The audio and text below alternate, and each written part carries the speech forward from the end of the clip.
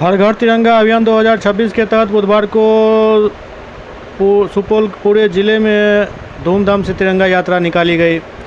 जिला मुख्यालय सहित सभी प्रखंडों में तिरंगा यात्रा एवं राष्ट्रभक्ति से जुड़े कार्यक्रम आयोजित किए गए, जिसमें छात्र छात्राओं, सरकारी कर्मियों और आमजनों ने उत्साहपूर्वक भाग लिया। सुपौल में जिला प्रशासन की ओर से सुबह 9 बजे लोहिया चौक से भव्य तिरंगा यात्रा निकाली गई, जो स्टेशन चौक, महावीर चौक, अंबेडकर चौक होते हुए गांधी मैदान पहुंचकर संपन्न हुई।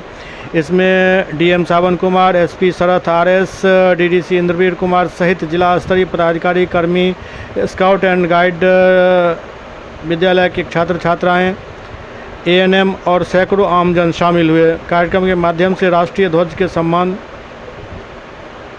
देशभक्ति तथा राष्ट्रीय एकता और अखंडता का संदेश दिया गया।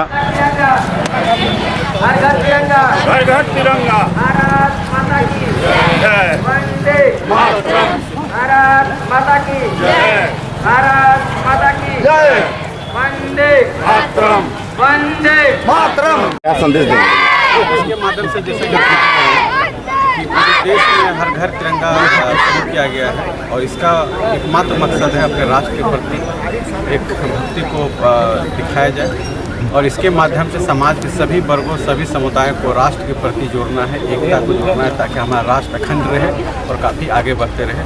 उसी को क्रम में आज हम लोग पूरे सुपौल के सभी नगरवासी और काफ़ी हमारे पंचायत से भी आज हमारे सभी नागरिक आए और इस हर घर तिरंगा अभियान में भाग लिया और आगे भी कई सारे कार्यक्रम होंगे, जिसमें हर घर तिरंगा व्यक्ति, बॉर्डर के किनारे जितने गाँव हैं वहाँ पर तिरंगा फहराना, कई सारे साइकिल रैली, कई सारे कार्यक्रम अलग अलग पंचायतों में किए जाएंगे।